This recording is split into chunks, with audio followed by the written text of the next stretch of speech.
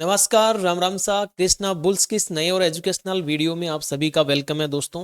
आज हम बात करेंगे कि कल मार्केट कैसा रह सकता है, मतलब कौन कौन से इंपॉर्टेंट सपोर्ट एंड रेजिस्टेंस होंगे निफ्टी, बैंक निफ्टी और सेंसेक्स के। इवन सेंसेक्स में हम इन डेप्थ डिस्कस करने वाले हैं क्योंकि कल सेंसेक्स की एक्सपायरी है और एक्सपायरी पे बहुत सारे लोग जीरो हीरो ट्रेड करते हैं या फिर बहुत सारे लोग अपना फंड पूरा स्वाइप आउट कर देते हैं।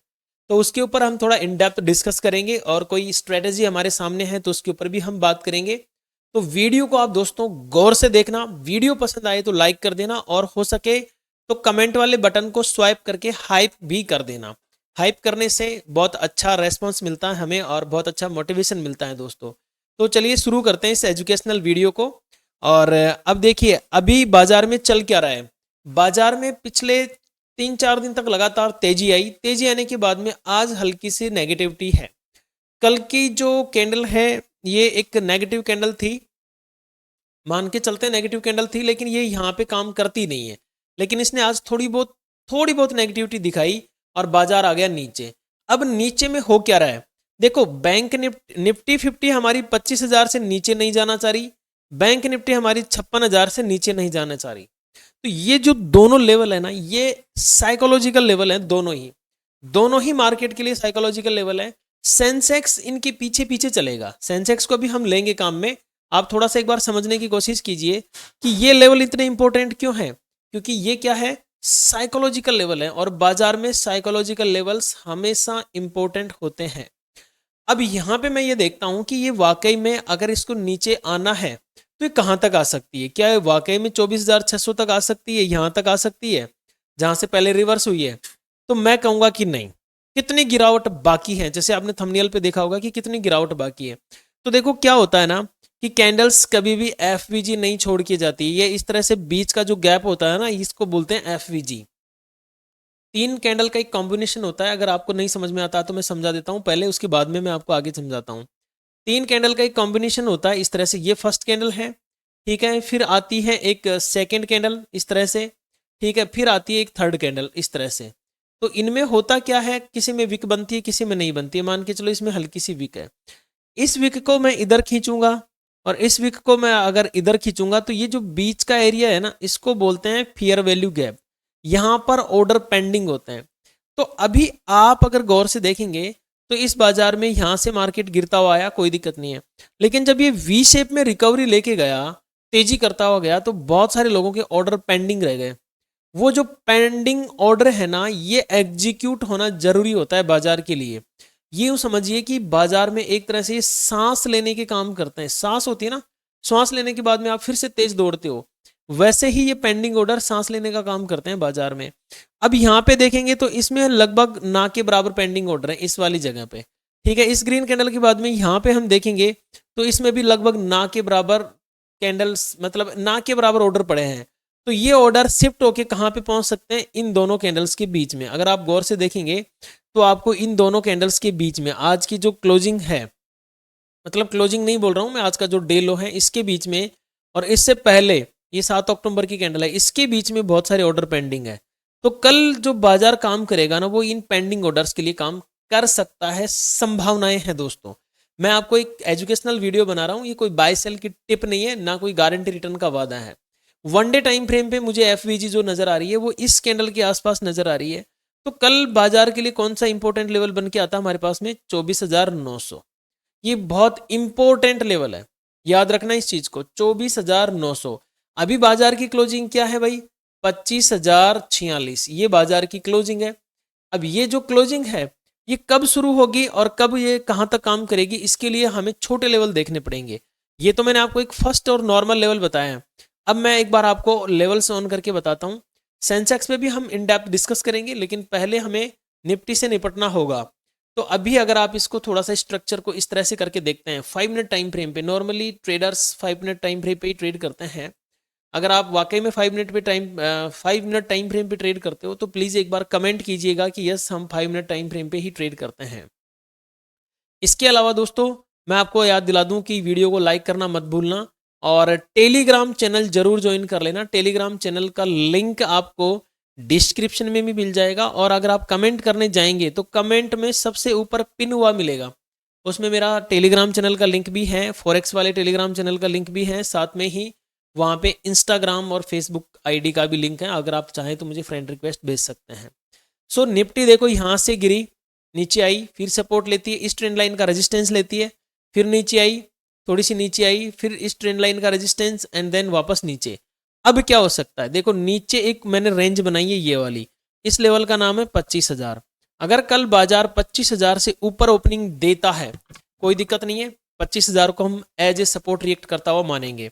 मान के चलो एग्जैक्ट 25,000 के आसपास ही ओपनिंग दे देता है यहाँ पे, तो कोई दिक्कत नहीं है, सपोर्ट लेके ऊपर जाएगा तो थोड़ा बहुत 40 से 50 पॉइंट ऊपर के लिए हम प्लानिंग कर सकते हैं।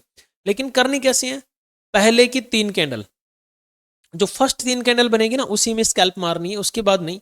चौथी कैंडल पे कभी भरोसा मत करना। रनिंग कैंडल की बता रहा हूँ मैं, 9:15 से जो शुरू होती है ना 5 मिनट टाइम फ्रेम पे, उनकी बात बता रहा हूँ, ठीक है। अगर कल निफ्टी 25,000 का सपोर्ट लेती है तो हमारे लिए जो फर्स्ट ऊपर के लिए टारगेट होंगे वो लगभग 40-50 पॉइंट का पहला टारगेट हो जाएगा।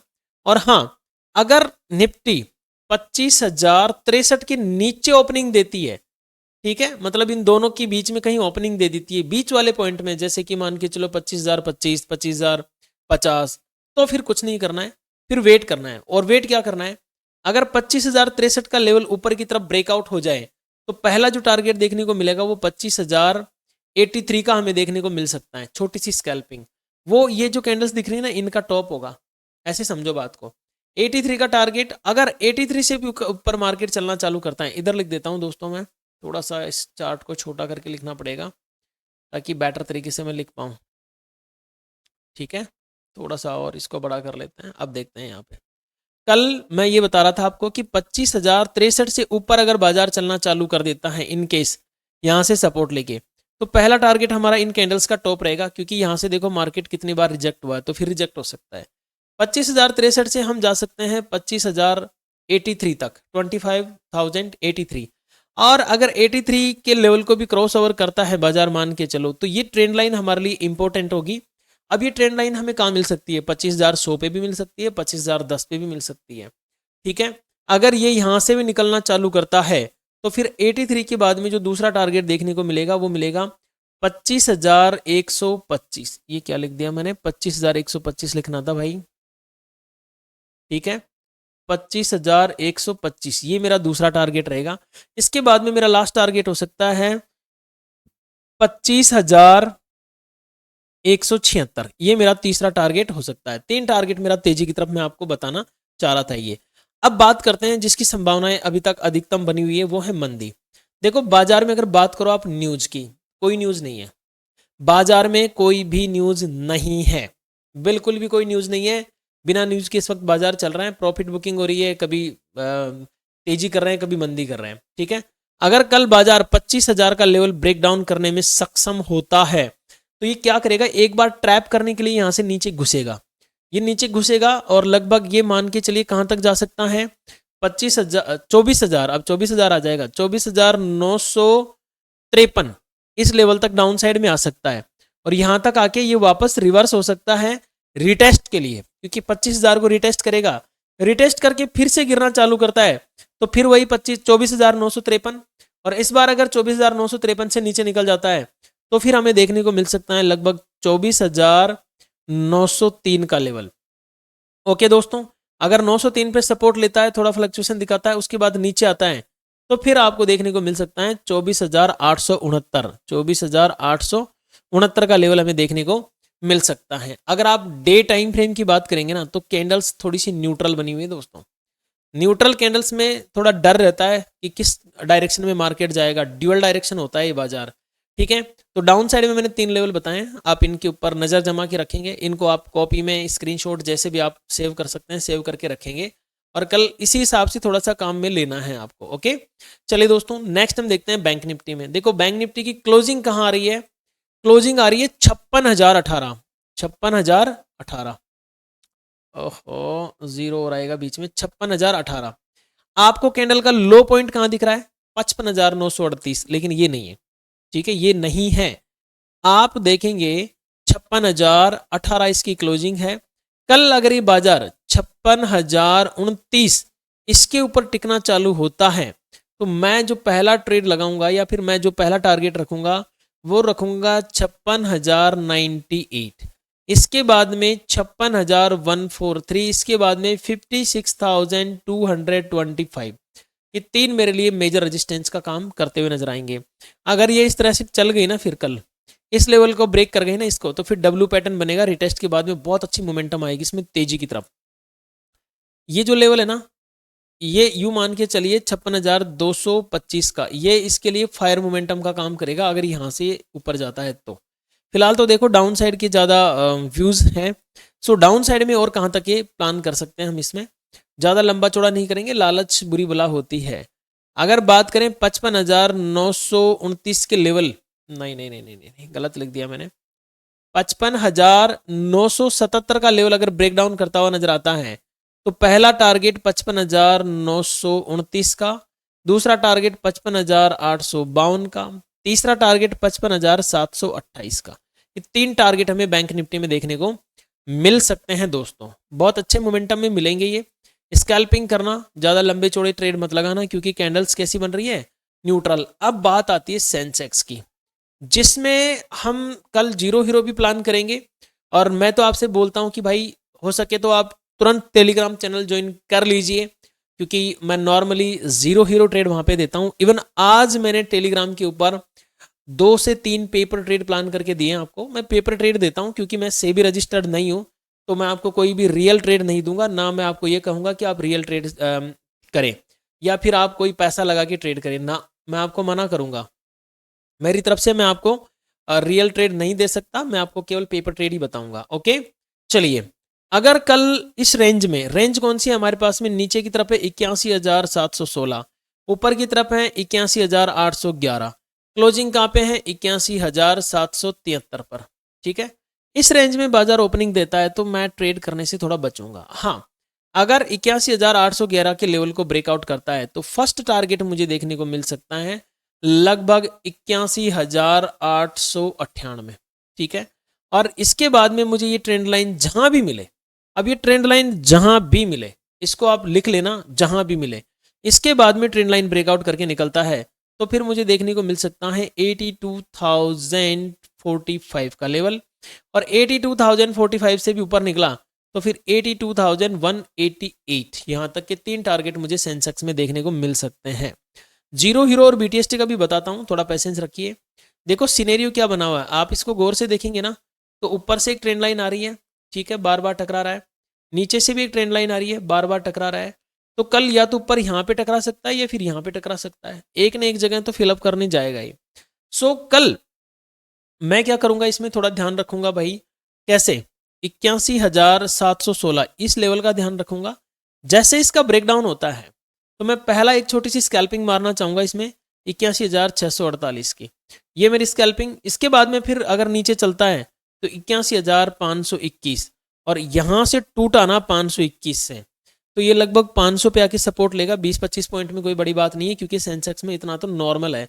फिर एक बड़ी मोमेंटम देखने को मिल सकती है मुझे, और सेंसेक्स में वो लेवल देखने को मिल सकता है 81,354 का।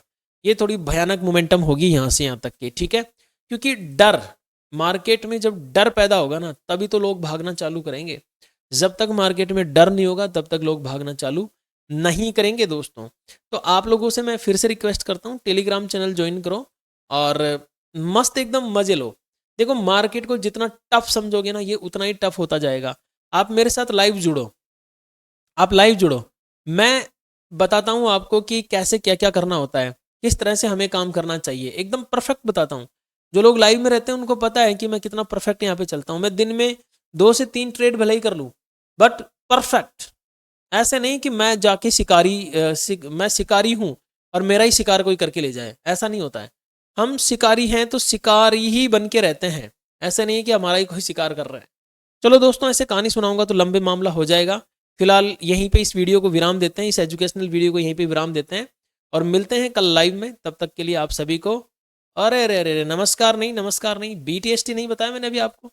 सो बीटीएसटी, देखो बीटीएसटी अगर आपने सेंसेक्स में कर रखा है तो कल रिस्की ज़्यादा है मामला। जितनी जल्दी हो सके प्रीमियम बचाने की कोशिश करना, क्योंकि कल प्रीमियम गलेगा, गल जाएगा आपका पूरा प्रीमियम। अगर आपने निफ्टी में कर रखी है कोई दिक्कत नहीं है, बैंक निफ्टी में कर रखी है कोई दिक्कत नहीं है। अब आप कहोगे कि साहब BTST CE में दिक्कत नहीं है या PE में दिक्कत नहीं है, तो मैं आपसे कहूँगा कि दोनों में दिक्कत नहीं है। थोड़ी सी CE में दिक्कत हो सकती है, बाकी मेजर दिक्कत दोनों में नहीं है। क्यों नहीं है उसका कारण भी बता देता हूँ। क्योंकि डे टाइम फ्रेम पे कैंडल्स कैसी बन रही है, न्यूट्रल। इनका कोई अंदाजा नहीं है मार्केट किस साइड जाएगा, तो ज़्यादा डरने वाली बात नहीं है। आपको लगभग कोस्ट टू कोस्ट करने का मौका मिलेगा या कम से कम लॉस में निकलने का मौका मिलेगा। BTST वालों घबराना मत, चिंता मत करो, मार्केट आपके साथ में है, कुछ नहीं होगा। ओके, चलिए अब मिलते हैं कल लाइव एनालिसिस में। तब तक के लिए आप सभी को मेरी तरफ से